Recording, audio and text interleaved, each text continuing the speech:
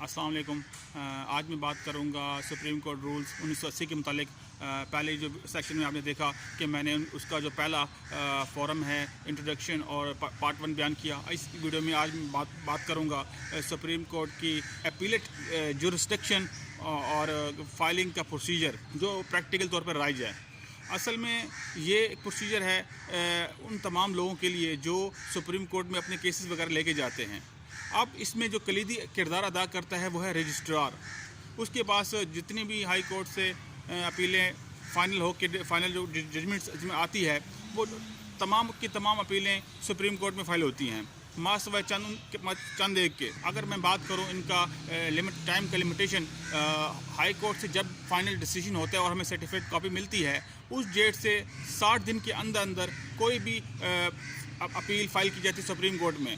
उसका प्रोसीजर ये है कि रजिस्ट्रार के पास तमाम दस्तावेज़ात सर्टिफाइड कापी जो हाई कोर्ट की पिछली डिसीजन की थी वो मिलाकर और पटिशन जो सुप्रीम कोर्ट की तैयार की जाती है वो उसमें प्रेजेंट की जाती है।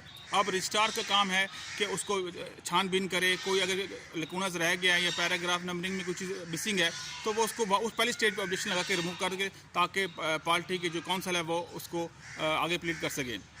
नॉर्मल तौर पर जब कोई भी अपील एक्सेप्ट हो जाती है, रजिस्ट्रार एक्सेप्ट कर लेता है कि वो के डेट ऑफ हियरिंग के लिए, तो उसको पार्टी वगैरह को फीस जो भी रिस्पोंडेंट्स हैं उसकी फ़ीस भी जमा करानी होती है।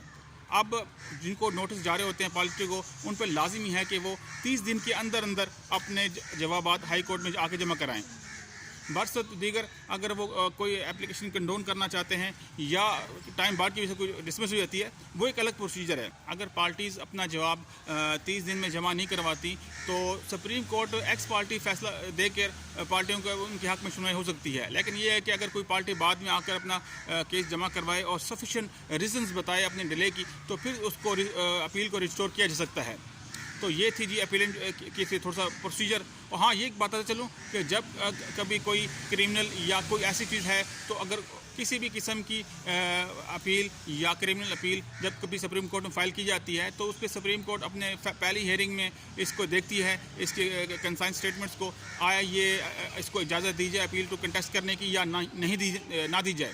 तो ये चंद एक ज़रूरी अवामिल हैं जो पहली स्टेज पे, पहली फोरम पे और पहली इनिशियल स्टेज पे देखे जाते हैं। अब बात करूं अगर मैं पॉपरिज्म की, यानी कि पॉपर पर्सन उसको जो अगर कोई कोर्ट फीस अगर शख्स नहीं दे सकता, यानी कि वकील अफोर्ड नहीं कर सकता, दूसरे लवाज़ नहीं अफोर्ड कर सकता, तो फिर उसको अपनी तमाम प्रॉपर्टी की डिटेल इनक्लोज करनी पड़ेगी अपनी एप्लीकेशन के साथ। तो फिर सुप्रीम कोर्ट डिसाइड करेगा कि आया ये एलिजिबल है या नहीं है।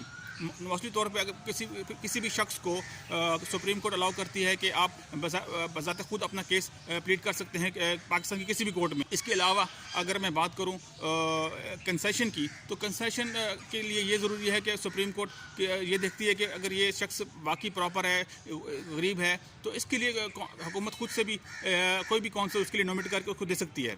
अगर मैं दूसरी तरफ बात करूँ फंडामेंटल केसेस के सिलसिले में, फंडामेंटल राइट्स के सिलसिले में, तो सुप्रीम कोर्ट अपनी तरफ से अपनी मुआवनत के लिए किसी भी एडवोकेट ऑन रिकॉर्ड या सीनियर एडवोकेट को नॉमिनेट कर सकती है, जिसके आम तौर पे उर्फ़ आम में एमएस क्यूरियस बोला जाता है। ये थी सुप्रीम कोर्ट की चंद एक अहम बातें जिनका जानना सुप्रीम कोर्ट में फाइलिंग के लिए बहुत ज़रूरी है। अगर मैं बात करूँ इन बेंचों की तश्कील के बारे में, तो चीफ जस्टिस साहिबान जो हैं वो इस पर अपनी मुतबादला राय रखते हैं और उसके हिसाब से उनकी मर्ज़ी और मुशावरत के साथ मुख्तलिफ बेंचेस बनते हैं। मिनिमम 2 और मैक्सिमम लार्जेस्ट बेंच 9 या 7 जजेस कोरम का बन सकता है। तो ये थी सुप्रीम कोर्ट के रूल्स जिनका फाइलिंग के हिसाब से या किसी भी एग्जामिनेशन के पॉइंट ऑफ व्यू से जानना हर तालिब इल्म के लिए ज़रूरी है और वकील हज़रात के भी बहुत ज़रूरी है। ये थी मेरी आज की वीडियो, उम्मीद करता हूँ आपको पसंद आएगी। हम अपने लास्ट पार्ट में देखेंगे कि मज़ीद इसमें जो स्केड्यूल रखे गए हैं उनका क्या मकसद है, क्योंकि बेसिकली अगर मैं स्केड्यूल की बात करूँ तो उसमें फ़ीसों वगैरह का स्केड्यूल दिया गया है। रजिस्ट्रार में, सुप्रीम कोर्ट में कोर्ट की कितनी फ़ीस है और कितनी लागत आती है, ये चीज़ें रखी गई हैं।